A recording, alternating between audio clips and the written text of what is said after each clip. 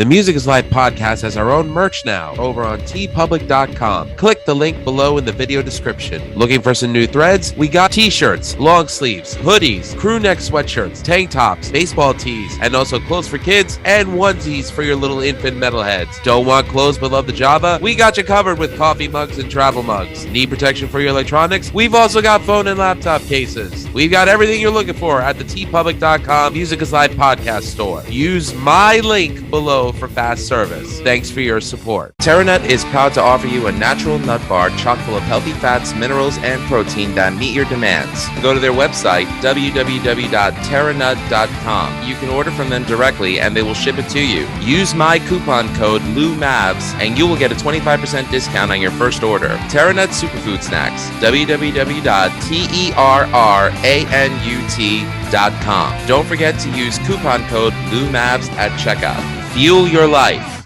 By the way, at the time we're recording this, my guest from part one, Melissa Scopolidis, her mother-in-law just passed away. So James and I we just want to give you our most sincerest condolences, and we're very sorry for your loss. Our thoughts and prayers are with you. Absolutely.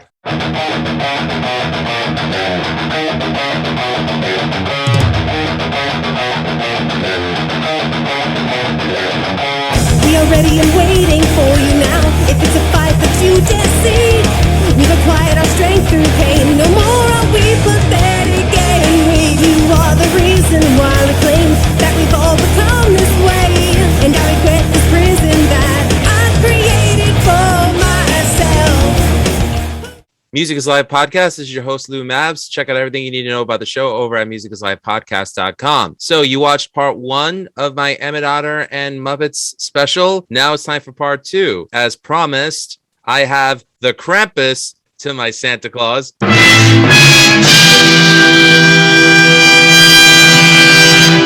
James Lillquist back on the show. Yay! Yes, and it's definitely going to be a number 2 compared to the number 1. Yes, you could use all the jokes aside to that one, even the Beavis and Butthead one. Sir, you know, anytime you come on my show, it's always a blast. Oh, yes. And the one-liners will be coming fast and furious. Yeah. So, yes. This one's definitely going to be not as educational because this one's going to be pure insanity. Scatological. It's very scatological. I see what you did there. But so, like, for me, I was really excited about this thing because I just got into Emmet Otter about the same time you did. So roughly about a couple of years ago. Yes, but for a completely different reason. Oh, do tell. Okay, so there is a gentleman on a local A&M sports talk radio station here, WKGN. He's called The Bear because he's a grouchy human being. He's a curmudgeon. This is where I got the list of everything Greg hates from. I got it from him. No, this are is you talking about Greg Noggle, our friend and co-host from Rat's Eye Review? Absolutely. So yes, this is where I got the inspiration for the list of things Greg hates that are awesome. Okay, is this guy? This is this type of guy. This is the way we say it.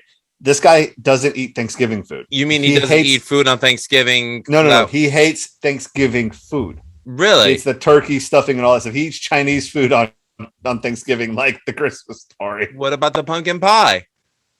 Hates it all. What? Yes. Remember, down here we're less pumpkin pie and more pecan and more sweet potato pie. I love pecan pie. Don't get me wrong. It's funny. It's people pecan. Either pronounce it pecan or pecan. No. The people who say pecan are saying it wrong. The only pecan you see is in a tree stand. So when people go to Baskin Robbins, 31 flavors, and order butternut pecan, they're pronouncing it wrong. Pecan. It's an indigenous word from down in Mississippi. It's pecan. Everybody got that? We have had debates in this, sir, of the South. You have not been invited. We do provide some education on this episode. Exactly. It's pecan. Pecan. Exactly. I can't think of anything smart to say to that, but okay. Wonderful cocoa. Anyway, so the gentleman here, and they asked like what, and of course the whole debate was, what's your favorite Christmas movies? And he said Emmet Otter's Jug-Band Christmas. And I was like, what in the hell is Emmet Otter's Jug-Band Christmas? So I Googled it and I saw it and I was like, oh, it's a Jim Henson movie. So I watched it and I was like, this is incredible. Why have not seen this? But then I also realized it was made in the 70s and I was negative years old. So these things happen. Yeah, I mean, I can remember growing up and every year on Nickelodeon, they would play it. I'm like, what the hell is an Emmet Otter? And I didn't even bother. I didn't associate it with Jim Henson. And I don't even think they had Kermit the Frog in the promos for it. So I really didn't associate it. See, for me, I didn't get to watch Nickelodeon until I would say the mid 90s, only because my dad was too cheap to have cable. So the only time I got to see Nickelodeon was when I went to the rich kids' friend's house, and they had it on. This is in California or Nevada? This is in Nevada. This is in Carson City, and or Dayton or Carson City, depending on just where we were at the time. And you'd see like the first Jim Henson production I watched outside of Sesame Street was Fraggle Rock. Point of note, we were watching Muppet Family Christmas last night. That was the first time I was ever exposed to Fraggle Rock. Okay. I never watched an episode of Fraggle Rock. I still haven't to this day. And I think it is awesome. So the always thing that always gets me is the if I remember correctly, the man that lives in the house is the same guy in Boondock Saints. That's Doc. Yeah, it's Doc. Yes. So yeah, I always watch it. And just next thing you know, I hear him yell, "Make like a tree and get the fuck out of here." Well, you know what they say: people in glass houses sink ships.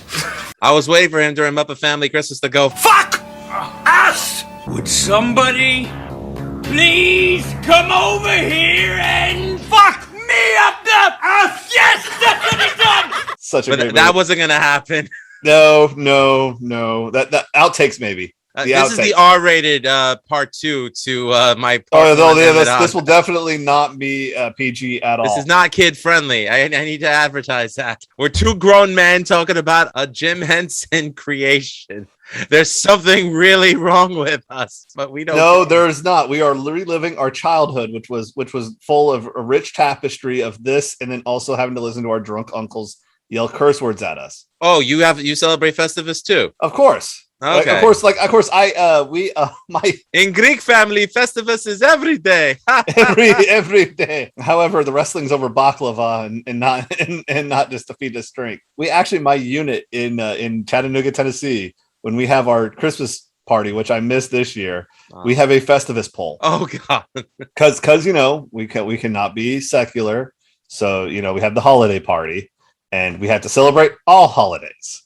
Okay. Including Festivus. Does anybody really celebrate Festivus? We all celebrate Festivus. All right. It's a great purging of our aggressions. Okay.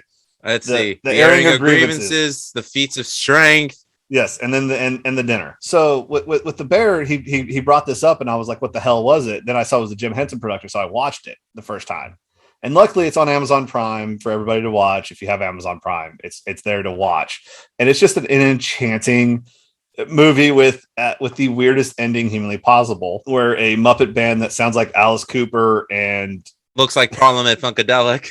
Yes, it looks like Parliament Funkadelic are doing a song about being bad, and they win.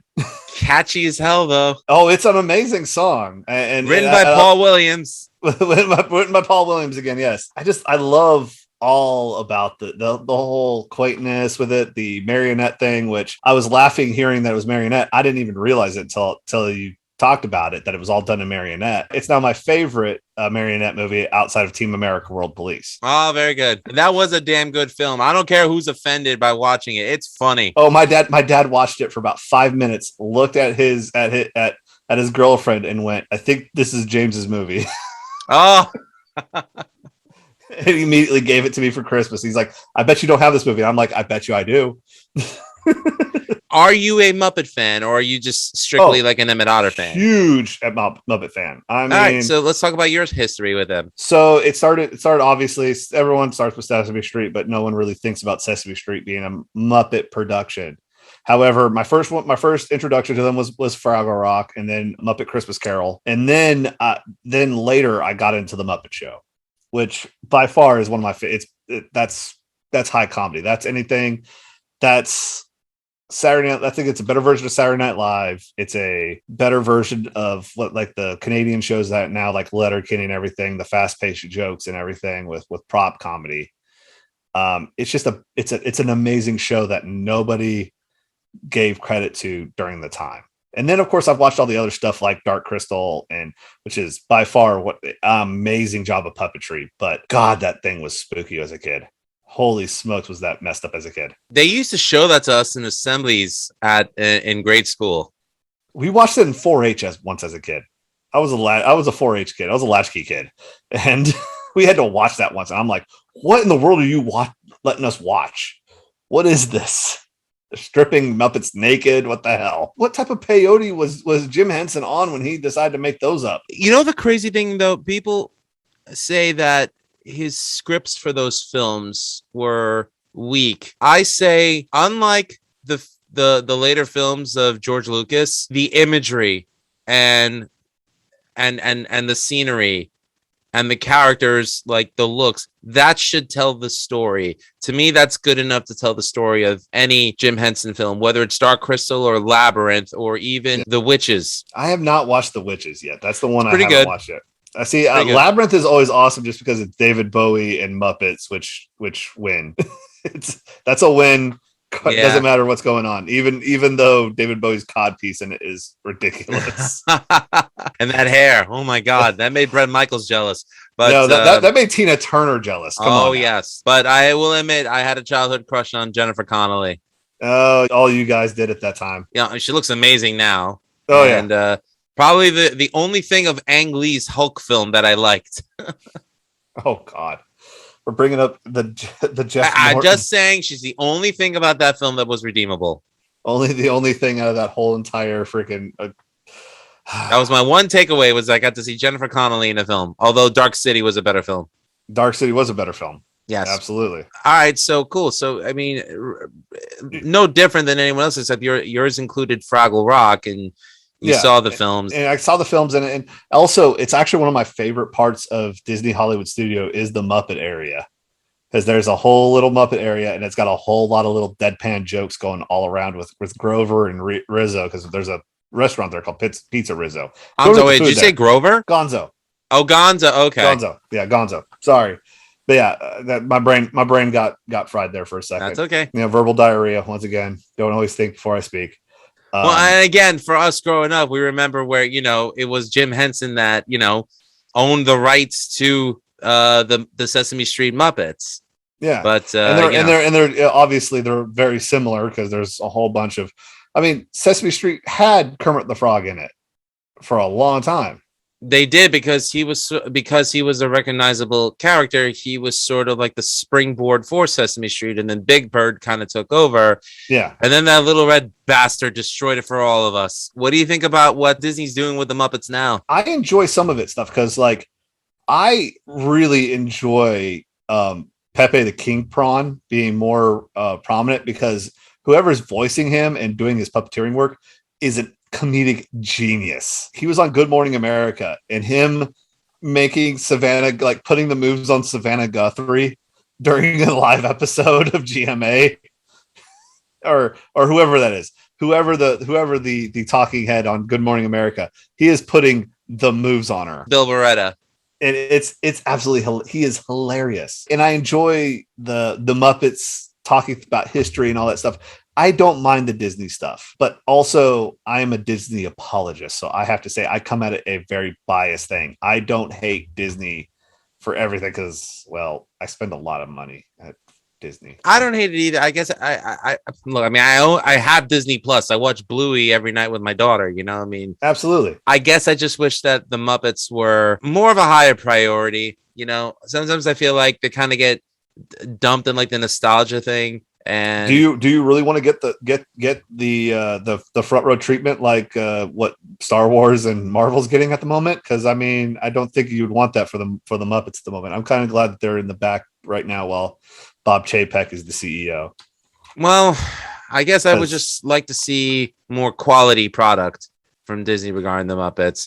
Well, I'd like a good quality product from Disney, period, but that's just not happening at the moment. Outside of the without Dave Filoni and Jon Favreau, Star Wars would be terrible right now for Disney. So you agree that the last 3 Star Wars films were kind of shit? I enjoyed The Force Awakens and I enjoyed The Rise of Skywalker.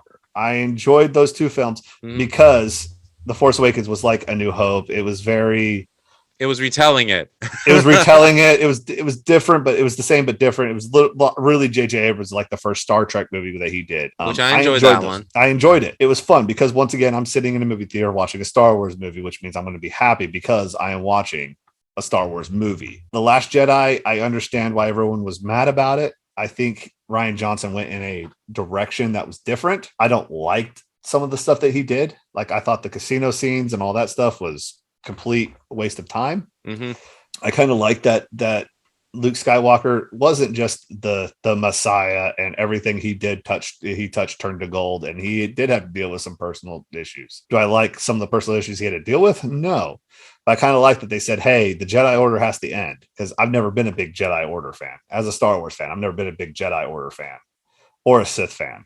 Mm-hmm. I am one of those few people who love the gray Order and the Sentinels. So that's how nerdy I get. I liked Force Awakens when I saw it in the theater. I felt like it did pay fan service, so I enjoyed it. Last Jedi, I felt like it had an agenda almost. Like it wasn't good storytelling.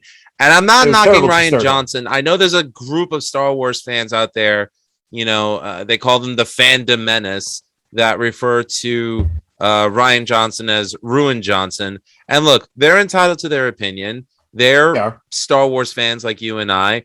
And, I feel like they should be heard because, they care about the quality of the product. These are the same people who hated the Clone Wars and Rebels, which I think, and then now they praise Dave Filoni, even though Dave Filoni was busted his butt doing those and was doing really good work with that stuff. So I have an issue with that type of fandom being so militant, because they are so picky. And you know what? They're going to be mad about something. Yeah, but every fan of everything is picky about something. Like, I hate the Young Bucks and death matches. I know.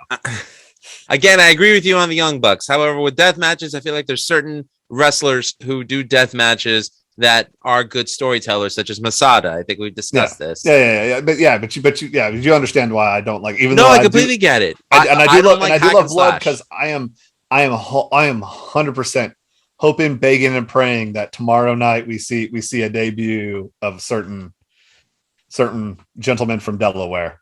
So I don't know. You probably won't have this up by then, but hopefully this is foreshadowing that the two gentlemen from Delaware show up. Apparently, the Briscoes are not cosmetically pleasing enough for the WWE. That exact words. Come on now. Exact words. Cosmetically pleasing. Well, excuse me, Mr. John Laurinaitis. I forgot this was a damn beauty contest. Cosmetically pleasing my ass.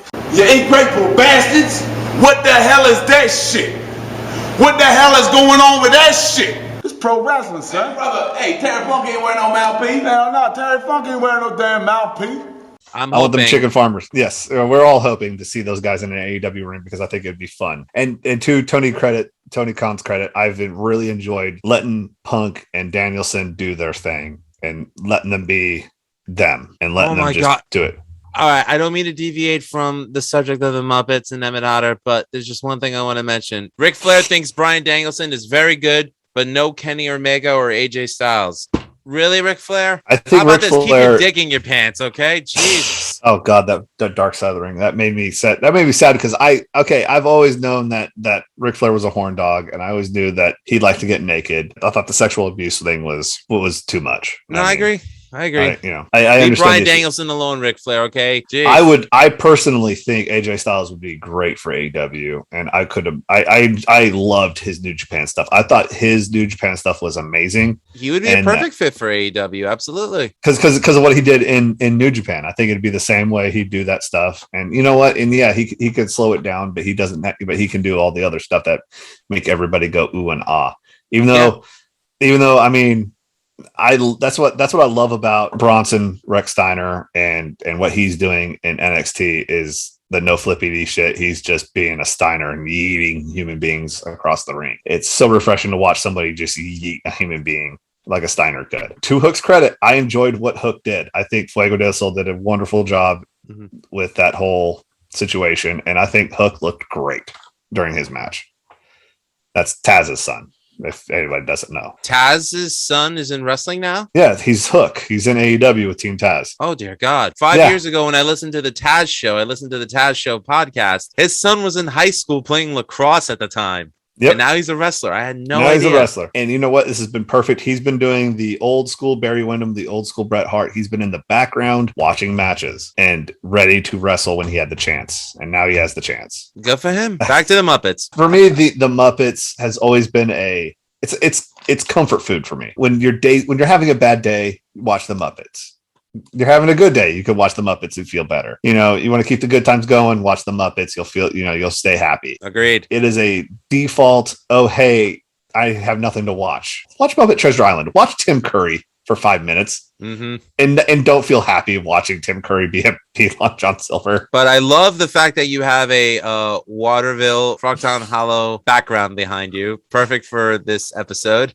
I thought this would be perfect for this because I was just like, I had like an hour before this, before we started doing this. And I'm just like, I know what I'm going to do because I don't have my green screen up like you do yet. I'm still working on getting my guest bedroom. If you notice, I haven't been putting the green screen up. I'm too lazy to do it. So I just leave the same black background that I use on Red Saw Review. I've bought a green screen. I just haven't put it up because I don't know. You haven't been home in a while. Well, that's true. Yeah. Well, I've been home. I've been sleeping here, but that's about it. Sleep, cook, do my beer TikTok, and get the heck out. And the puppies are good.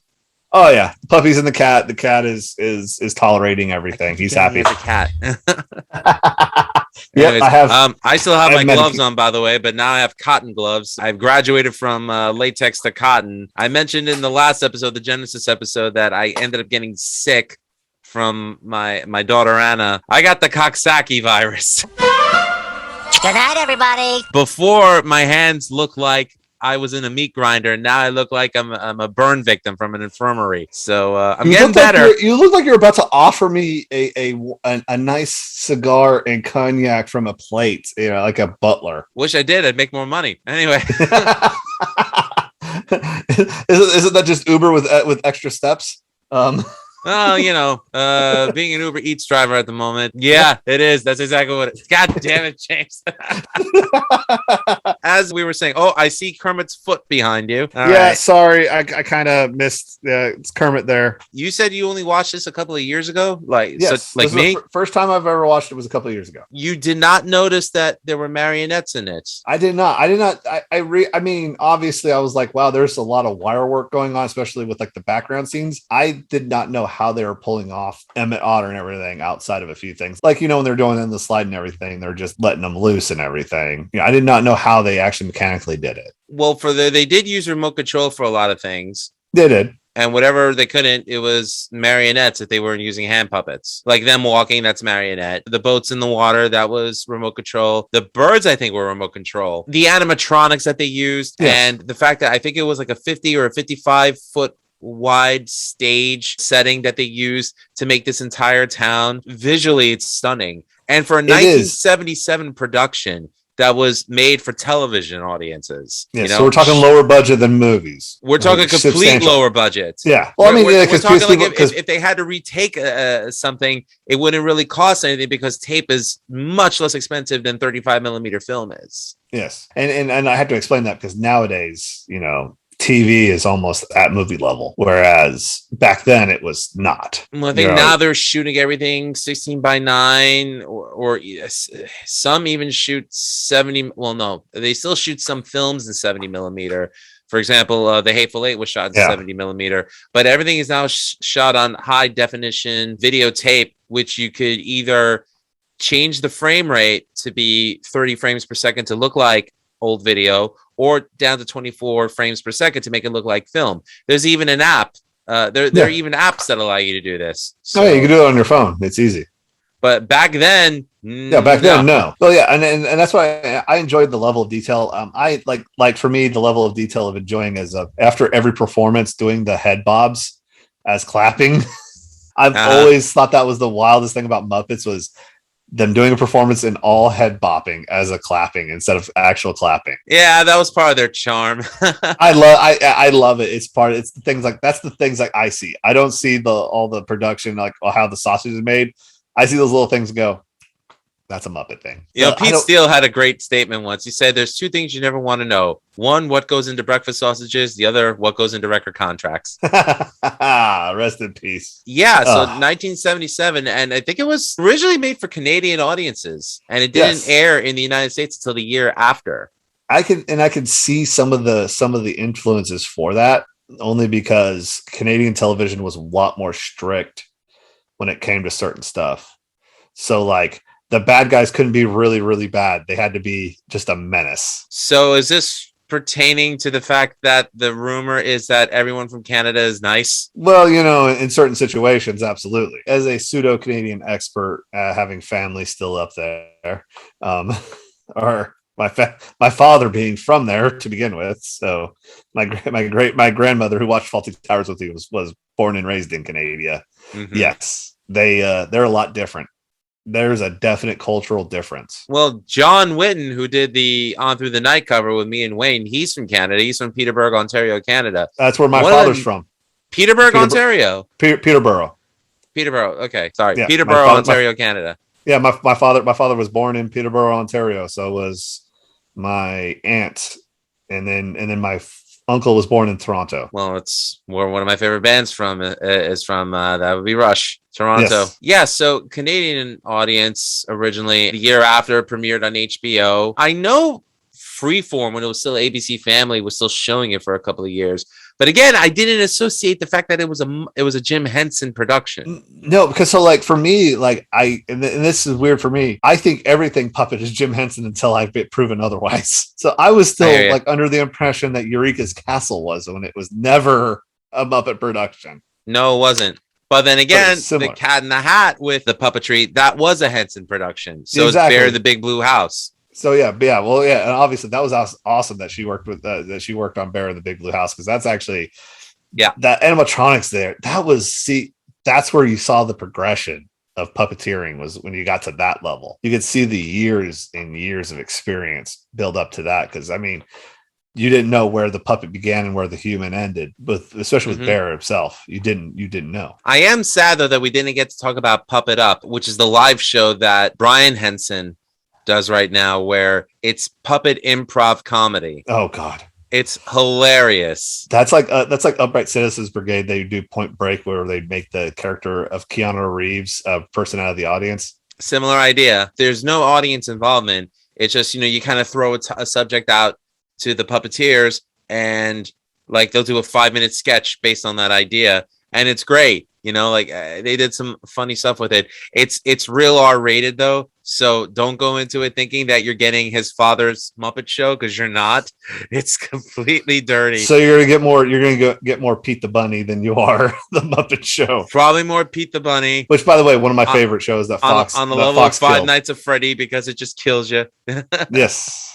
See, for me, and I actually enjoy puppets being risque, because what was that movie with Melissa McCarthy that they did? It was terribly done. Happy Land Murders, I think. Yes, it was called, right? It was. I liked it. It was some hilarious bits in it. There was it was terrible pacing, but some of the funniest bits humanly possible. And a lot of the puppeteers who worked on Sesame Street and the Muppets actually worked on that film. Yes. So yeah, that's where the fun begins. Is that these guys had to cut loose every once in a while, because they were doing such sanitized things that these people had an outlet they had to get out somehow. And some of the outtakes are hilarious. Like I showed you the outtakes on TikTok of Muppet Christmas Carol, of them making fun of Frank Oz and Plaster, and Gonzo getting hit with the grappling hook. Some of those are really funny, and I feel bad because I haven't watched the newer Muppet movies just out of time. You mean the last two, like the one with Jason Segel and Muppets Most Wanted? And I like Jason Segel movies. See, I felt like that had the heart of the first three Muppet movies. Muppets Most Wanted really reminded me of Great Muppet Caper, and that's my favorite Muppet film. I do recommend it because it's just a funny movie. I always liked Jason Segel from Forgetting Sarah Marshall. Love that movie. I liked him in that too. I guess the setting for Emmet Otter could be like any southern town USA, right? Essentially any river town, yes. Town. Or any holler, if you want to get eastern Kentucky in you. I do remember the Civil War song Barton Holler. I do remember that song. That was a good song. I miss the Civil Wars. They were a great band. They were. I loved them. They were great. See, I like country when it's good. Oh, yes. Did you think it was weird though in Emmet Otter? It's definitely a town of haves and have-nots. You look at the people who live in the houses by the river, and then by the time you get to the theater where they're having the talent competition, and you see there's Mayor Fox and his wife, the town freaking pariah. So it's just wait a minute, how are they so rich but the Otters are so poor? Oh, you're teeing it up for me, Oh, aren't are you? we getting all right? No, I don't want to get into a socio-political economic discussion, but I'm just saying it's The like proletariat must rise. Right on. Yeah, this will shake them up at the Anarchist Society. well, in the end they did because they got the job to perform at the end. So that's See, great. yes. It was a modern day Annie. The rich person came and adopted them. Yes. And as Kermit the Frog said at the end, and in the end everybody was happy. For me, That was a horrible Kermit the Frog. It sounded more like That was a Bill Cosby in a terrible- freaking yeah, that was Bill Cosby as Kermit the Frog. For me, like the thing that like reminded me that this is made in the 70s was the prices. So they are busting their backs for 25 cents. They're busting their hind ends for 50 cents. They are willing to do damage to the only thing that makes them money for $50. The guitar, the really bright, shiny guitar, with the mother of pearl inlays, as Mother Otter constantly reminds us. Yes, yes, we must make sure that we know that mother of pearl inlays is $40, where you can't find a guitar or a ukulele for $40. And trust me, I've tried this year. The cheapest Squire goes for 119. Yes, I know. I got my Warwick as a deal for $400. Pretty sweet deal on a Warwick. Yeah, well, this was also like 12 years ago. Ah, gotcha. Yes, when I was playing, because we were in the dorms and board. But yeah, like just the prices of it and everything. Everyone going crazy for it. Like but I do like the message of sometimes, if you believe in something, you kind of have to risk it. There are life lessons in there that you have to do. Like, yes, family and loyalty are there, and they're the most important thing, but there's also things like you sometimes have to sacrifice to help one another. And I feel like sometimes messages like that don't recognize, especially in TV nowadays, because everybody's out for themselves. You're right. What I loved about Emmet Otter's Jug Man Christmas was the similarities to like The Gift of the Magi by O. Henry. The fact that Emmet was willing to put a hole in the wash tub to buy his mother a piano, and Mother Otter was willing to sell her late husband's tools and win this competition so she could buy Emmet the guitar. In the end, they both lost the competition, but kind of also leads to the philosophical idea: give a man a fish, you'll feed him for a day; teach a man to fish, you'll feed him for a lifetime. Them showing that their talent was good enough that they were set for life with the inn. And also didn't do the cheap way of them winning the talent show and that was it. They had to work on it. They had to figure it out. They had to say, the Mr. Frog going, "Hey, you got something here. You're just not there yet, but keep working at it." And they worked on it. They figured out what was the missing piece. Yeah, like 2 hours later, they figured it out. It was great. Yeah, they had 5 minutes. Well, 5 minutes in the context of the episode, but I mean, the walk from the hall back to their homes. But it was great. And it's funny. Sentiments like that are very prevalent in Jim Henson Productions. This was not written by the Henson team. It was not. It was a children's book that they adapted into, this hour-long presentation. You mean the Alice Cooper song was not in the book? I don't know how that was, taken care of in the book. Or I would buy the book just to see what it was like. But no. First of all, Paul Williams is the MVP of this special because the music that he wrote was great. Oh yeah, it starts from the beginning. Don't pull a hole in the wash tub. Then just singing as they're going down the river. It's a win the entire time. Yeah, but the bathing suit that your grandmother wore was like one of the funniest songs I ever heard. I didn't talk about that too much in the last episode, just because, in today's day and age, you can't make fun of big people. No, this song was funny, and I'm a big person. Exactly. And I'm saying it. Exactly, and we're not exactly twigs, James. Are we offended? No. We're definitely not small people. So absolutely not. I mean, my trunks can be used as a sail in a pinch. So there you go. However, I mean, I loved all the voices. I mean, gosh, when Frank Oz is a side character, you're in good hands. Mm-hmm. Did you know that Frank Oz was he was the original voice of Mama Otter? Yes. He was supposed to be the original voice, which is amazing that he didn't even try it. It's in the outtakes, and it's hilarious. And there's nothing funnier than Frank Oz doing a woman's voice. Hence, Miss Piggy. Exactly. Oh yeah. No. Now I'm just thinking of Miss Piggy as Ma Otter. It is just without the Frenchisms in there, so nothing but like that. As a Southern Miss Piggy would be just weird. All right. I'm thinking Blanche. I'm thinking a mixture between Miss Piggy and Blanche from the Golden Girls. I enjoy everything about it because like everybody has like so many different voices. I'm just looking at IMDb. Outside of Ma Otter, outside of Marilyn, who I enjoy that has a Southern accent a little bit. That makes me feel down at home a little bit. Well, Jerry Nelson himself, the voice of Emmet Otter, he is from the South originally, correct? Tulsa, Oklahoma. So there you go. Kinda. We don't claim Oklahoma, sir. That's still Midwest. Oh, don't tell Jim Ross that. Jim Ross can get mad all he wants. He's from Oklahoma. All right. They're not part of the Southeastern Conference yet. They're not part of the South. There you go, bringing it back to football. I'll bring it back to football. All right. It's all about football down here. It is a religion. When I was going to high school, the entire county shut down because it's a county high school. Speaking of being Southern, we have a county high school and the entire place shut down. Four little towns shut down. I mean, you could have robbed a place and nobody would have known. See, we never had that trouble in my high school or college because we had the worst teams in our districts. So. Didn't matter. Our teams would either be like 4 and 6. It didn't matter. Everybody was there. I mean, our stadium is huge. If you look at Jefferson County High School, Tennessee, every stadium there is huge. Sevier County is huge, which the one Dolly Parton went to, which is one of our rivals, which is hilarious. But we love Dolly. We do. However, she went to the rival high school, Cott County, which is where all the moonshiners come from. The only place where I've ever had a police just two good old boys. Sorry. Oh boy. Yes, they are. The only place I've ever had a police escort was going to a game there.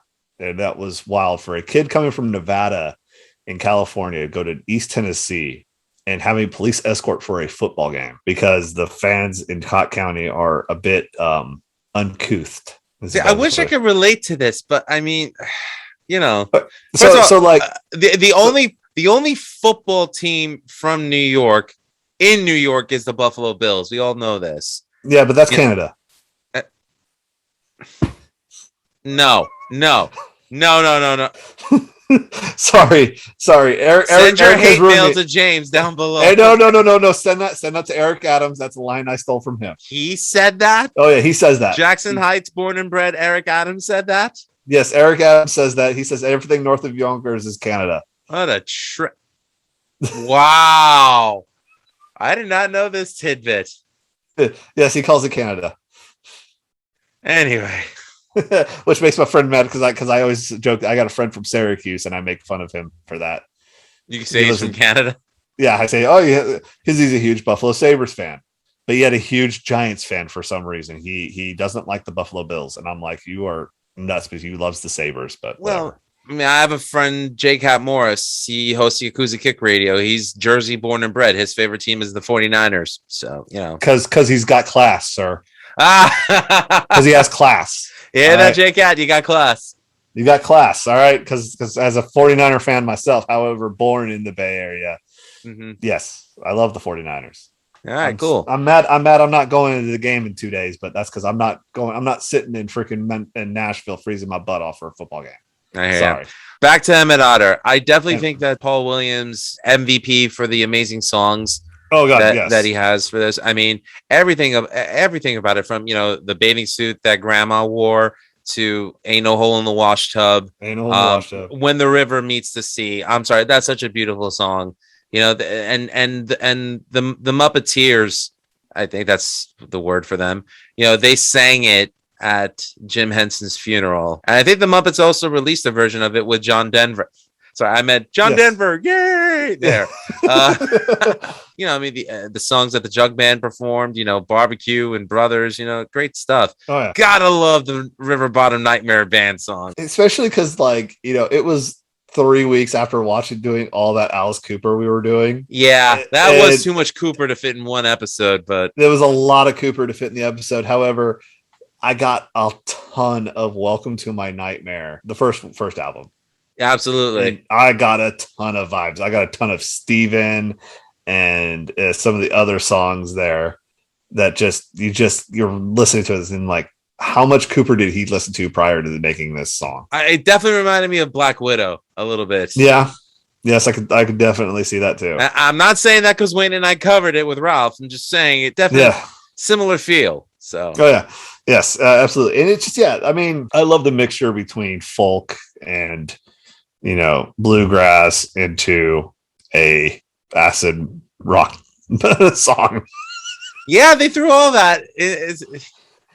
Threw it all into the proverbial blender and splat against the wall, and it all stuck. And let it go for 90 minutes and see what happens. Exactly. I'm always mesmerized by the snake is the guitarist, and what is the fish doing in the entire episode? He's just going up and down, but he's more useful to the band than the freaking two-step dancer in the Mighty Mighty Boss Tones is in his band.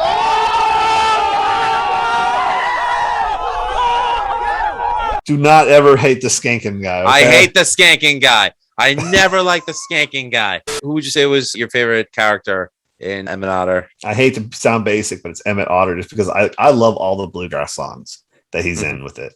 So I love Brothers. I love Barbecue. I like those songs the most. I enjoy those songs. Emmet, I feel bad because like Mrs. Weasel gets really mad, but I would be mad too if I was trusting somebody washing my stuff and they burnt holes in it. I relate because, I get mad when my valet trash doesn't get picked up. So, I mean, I can understand. The funny thing is, apparently, a little exposition that we got about Emmett's father was that he was a snake oil salesman.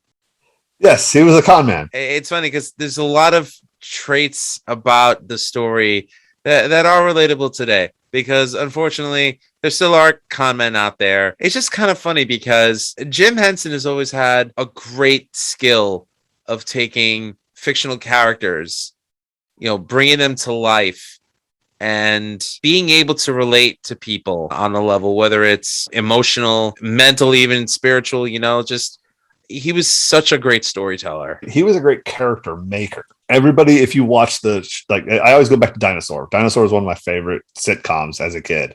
It was a great show. It was a great show. The show itself, the plot and everything is pretty bad. It's a sitcom about a family. Yeah, but like the things they get into, it's very, very formulaic. The characters make the show. When the son gets addicted to steroids that make him grow spikes. I remember that. Or the one where Robbie becomes a vegetarian. Yeah, Robbie becomes a vegetarian. Yeah, the one where the dad, when Sinclair has to be the mother and the father at the same time. Just things like that.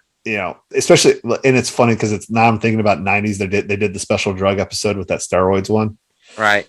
Because and that's one of the things I've come back to is going through that history class. Every decade has a special episode. You had a drug episode on Growing Pains. You had a drug episode. I'm sure Family Ties, they had a couple of special episodes as well. Drunk. When Tom Hanks played the drunk uncle. My biggest one is Saved by the Bell. Hanks, no. What? Yeah, my favorite, my one more memorable one is Tom Hanks, or is not Tom Hanks. Saved by the Bell, the Adderall episode, or the caffeine pills. Oh, I'm so excited! That one. Remember, I'm a kid of the '90s, so you gotta, yeah. Like I didn't catch the '80s ones. I had to catch the echo. I've always considered Saved by the Bell more of a '90s show than an '80s show. It was definitely. I saw those '80s episodes. It's a '90s show. It's not a good show. I mean, you're talking about dinosaurs being formulaic. What, Saved by the Bell wasn't? Hey, I it was very. However, I always loved that the man who played Principal Balding is from Chattanooga, Tennessee. Is that a fact? He's from Chattanooga. Actually, I think he's from Hickson or something like that. Yeah, from the outskirts. I did not know that about Dennis Haskins, so that's pretty cool. Yes, Dennis Haskins. Yeah. Also, Samuel. I think is it Samuel Jackson was born in Chattanooga, or he spent some time in there too. So that's the other weird tie between Jackson and Tarantino is they're both from Tennessee. Tarantino's from Tennessee. Born in Knoxville. I had no idea. Moved at age 9. That's why every single movie has a Knoxville reference. Huh. Every single movie has one. And Inglourious Bastards has 2. I think Aldo Rain being one of them. He's from Maynardville, which is Union County, which is outside of Knoxville, and the Bat is not a Louisville Slugger; it is a Knoxville Slugger. You know what? I learned something today. That's pretty cool.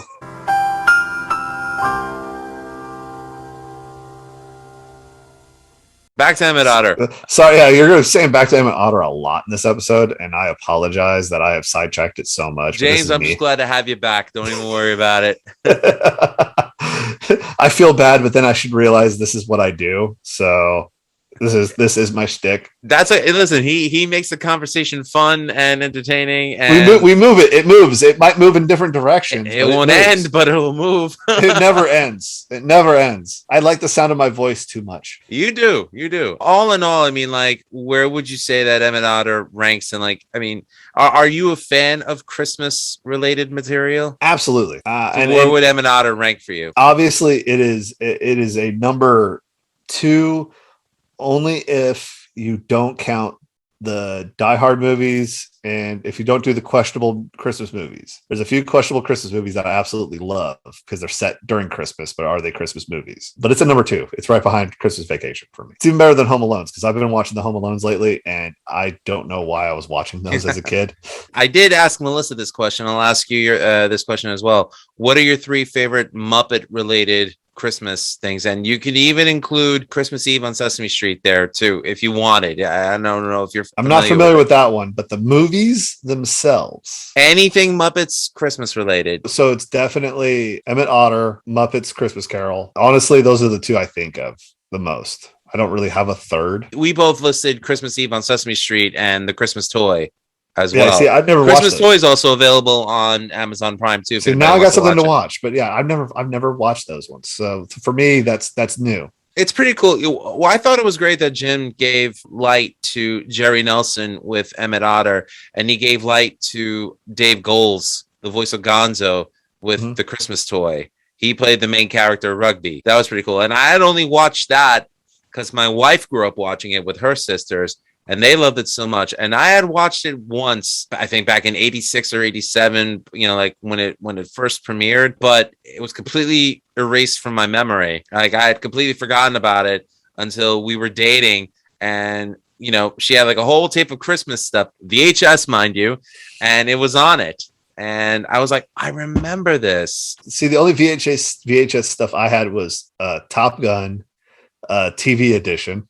My dad recorded NHRA drag racing because my dad loved Don Garlits, and I actually have a signed poster of Don Garlits, and Teenage Mutant Ninja Turtles, the cartoon series. Oh, that's such a classic. And they were just random episodes my grandma, who had cable, would record for me because we didn't have cable. So those were my sick day viewing options. I think Shredder and Krang have to go down in history as the 2 stupidest villains ever in They are the dumbest. Show. How is Oroko Saki such a brilliant mind that he befuddles Splinter all the time, but yet be the dumbest human being possible? And I loved the voice of him, the Uncle Phil.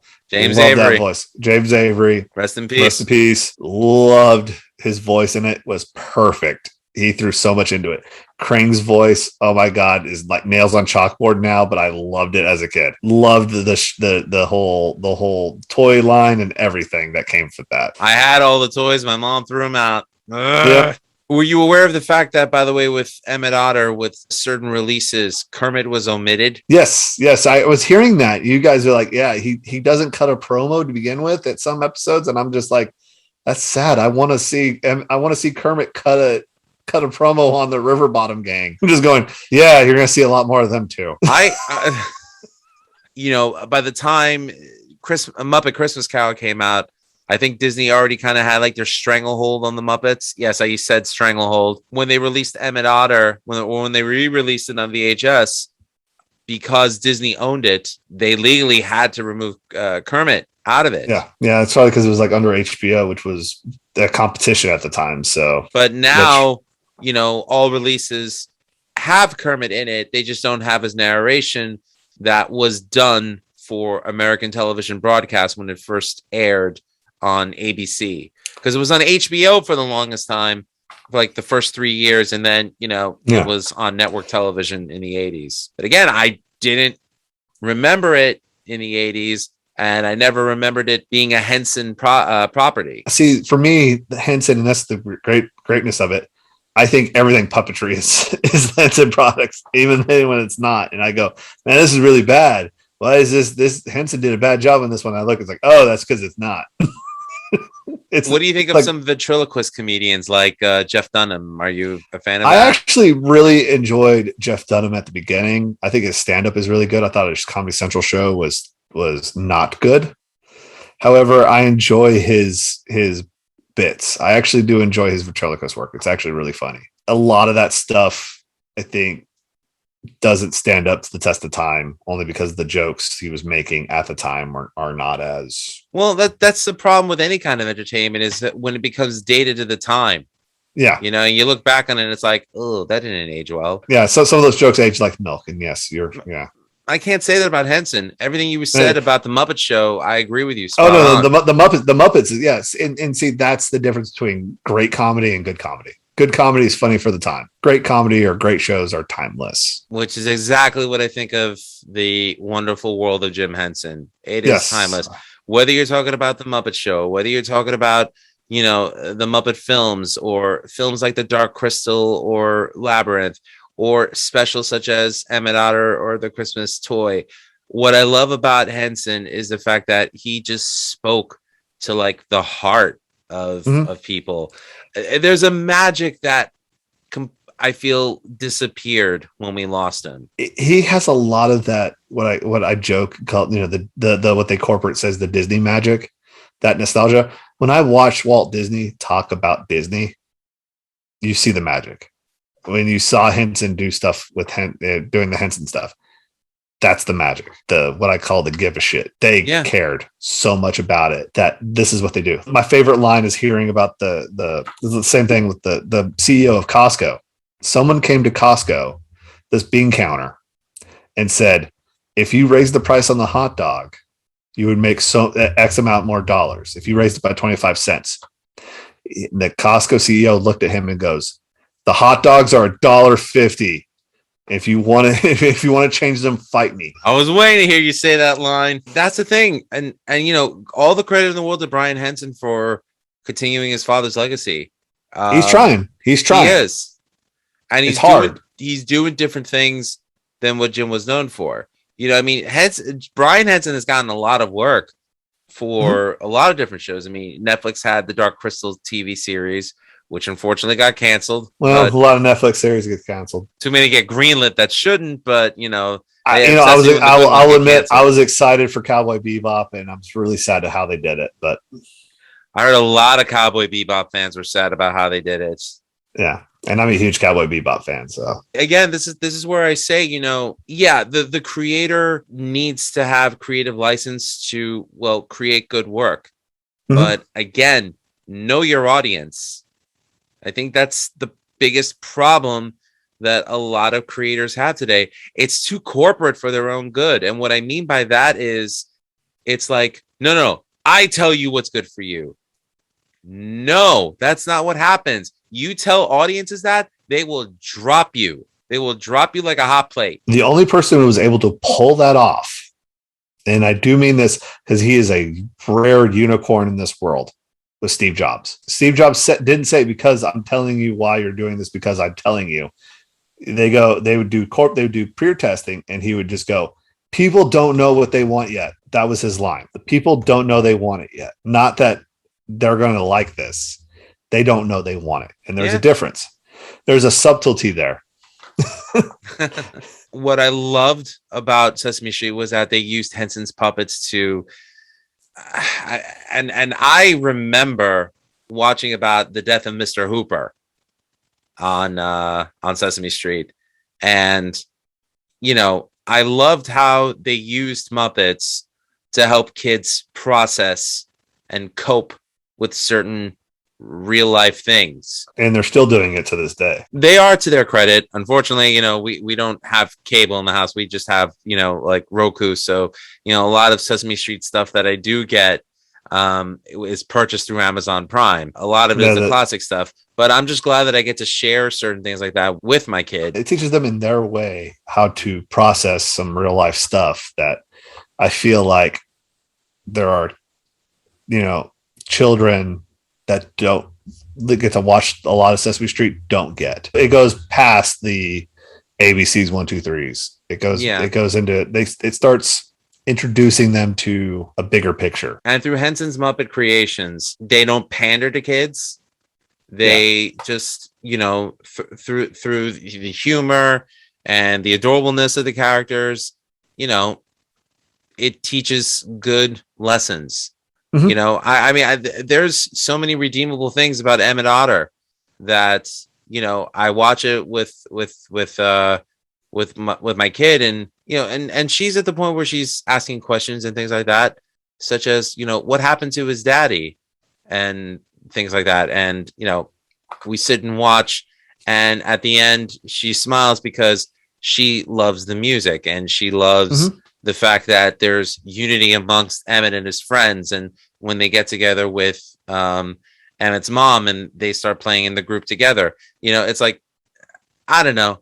Henson was just a master storyteller. He's a master at making the difficult stuff easy, i.e., you know, there are, you know, and this is the weird thing about Emmet Otter. It shows there are going to be bad days and there are going to be great days. Yeah. And you just got to keep working through the hard days to get to the good day. Yeah. And he was really good at that, because there was a lot of those days and especially the beginning of Emmet Otter, which are just downright depressing how poor those poor otters are. A day's work for 25 cents. Exactly. But, exactly. You know, Henson himself was far from perfect as a human being. Oh, yeah. You know, he was an adulterer. Oh, yeah. Most great people have some great big flaws in there. Right. But, you know, like the way you feel about the man himself, Walt Disney, similar to how I feel about Jim Henson, the positive qualities outweigh that. Yeah. Absolutely. So same way I say about Steve Jobs. I take a lot of. I think Steve Jobs was a brilliant man. He had some horrible flaws. Horrible. iPhone. Yeah. I have an iMac here. I mean, honestly, the reason why I was born in San Jose was because of Apple. So, I mean, my mother was working for them. He was a jerk. Well, let's just be honest. He was an a-hole. I heard. No, I mean, but he would do brilliant things. Like his secretary once was late for a was late, and she, you know, came in and apologized. And of course, you know, he, you know, was just blowed it off, said, "Don't do it." The next morning, or that afternoon, he throws the keys to a brand new car at her and says, "Don't be fucking late again." Really? True story. True story. It's in his book. It's in his autobiography. He threw keys to a brand new luxury car at her. Said, "Don't be late again." Well, you know, that's the thing that you have to say about the most innovative people. They're not the most sensitive. No, they're not. Not the most tactful. I agree. But their hearts are, I would like to think, are in the right place. Their drive is in the right place.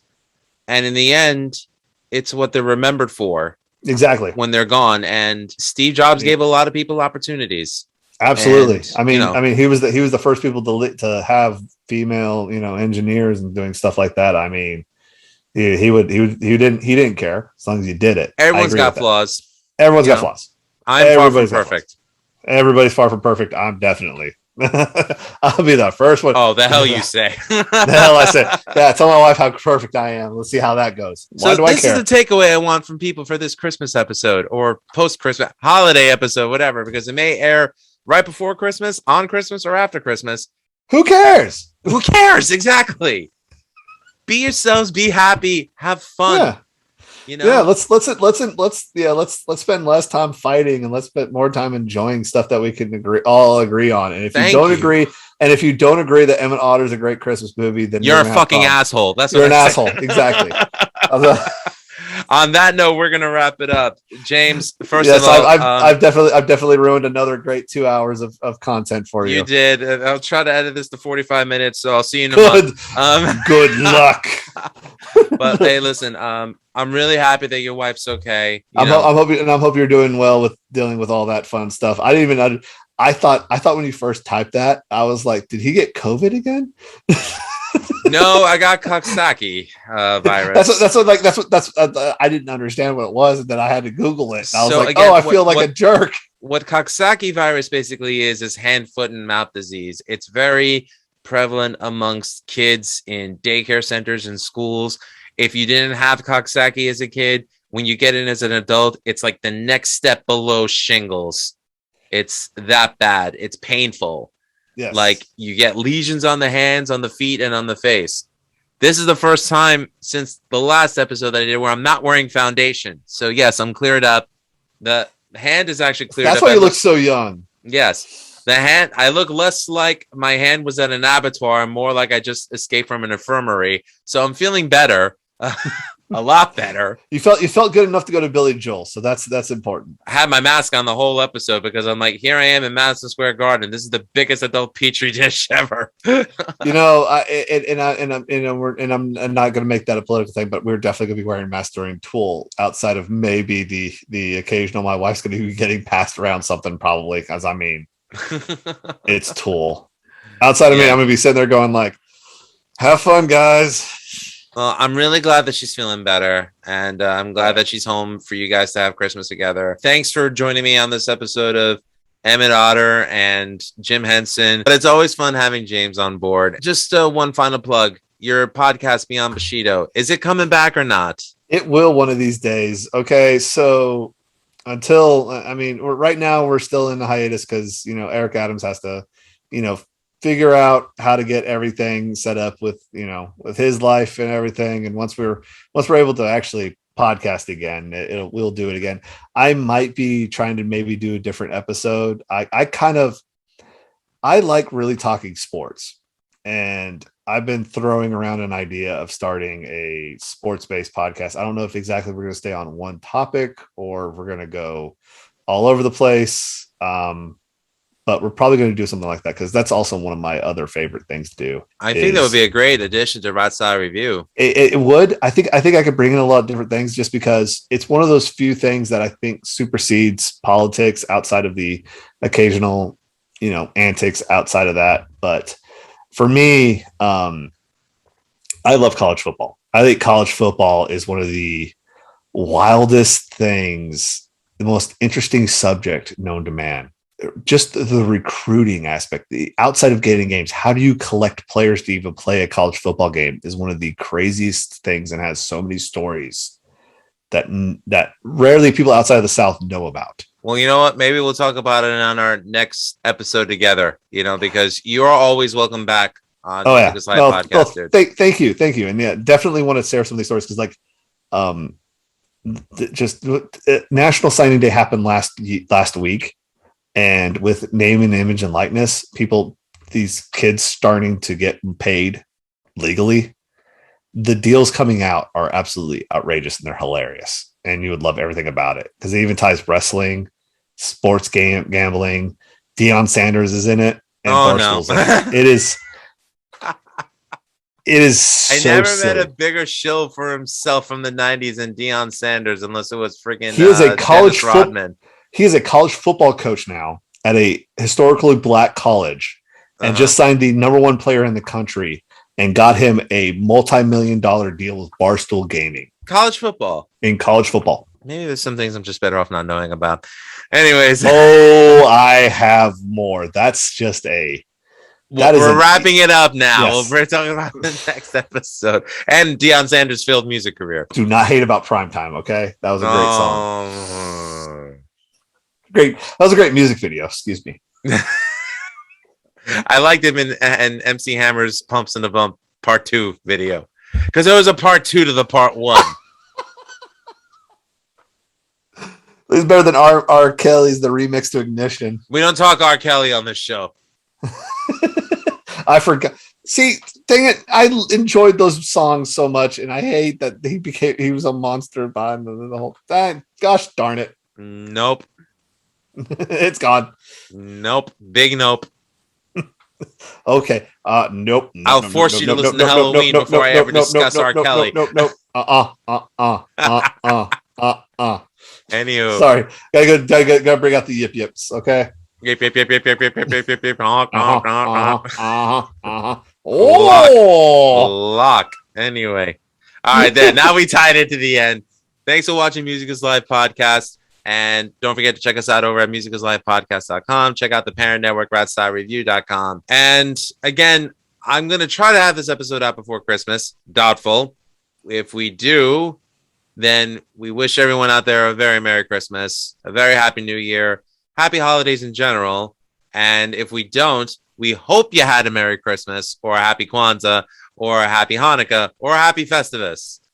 And, you know, we're looking forward to seeing you in 2022. This might either be the last episode of 2021 or the first episode of 2022. Let's hope to God that 2022 is finally when we're able to all be nice to each other. Can we all make this a New Year's resolution? Be nice. Be kind to one another. Do the Jerry Springer and be kind to one another. Not only that, but I'm going to bring up one spoiler from the South Park post-COVID, the Return of COVID special. Trey Parker and Matt Stone had a good message. You know, the COVID situation, the pandemic itself has been a series of unprecedented times. Well, let's try to give ourselves one present at a time and just cut each other some slack. Really. I'm not here to go on any kind of like tangent when it comes to left or right side of politics or far left or far right side of politics. I could care less about that stuff. Let's just cut some slack for each other. I agree with James. Let's be nice to each other for a change. Please. That's like the one thing I ask for everyone. We've tried being mean to each other and that hasn't worked. So let's try something else. Something more productive. James, my friend, always a pleasure to see you. Love you. Welcome back. Glad to see you on the podcast front. I'm glad to be back. I'm glad to be back with some decent Wi-Fi so I can have some more shenanigans. And thanks for joining me on this Emmet Otter, Jim Henson menagerie podcast. Disney related. But it's all one. We're all one. Like Genki Sudo would once say, we are all one. Very cool. Anyways, thanks for watching. Check out those websites. And remember, all art is valid. Good night.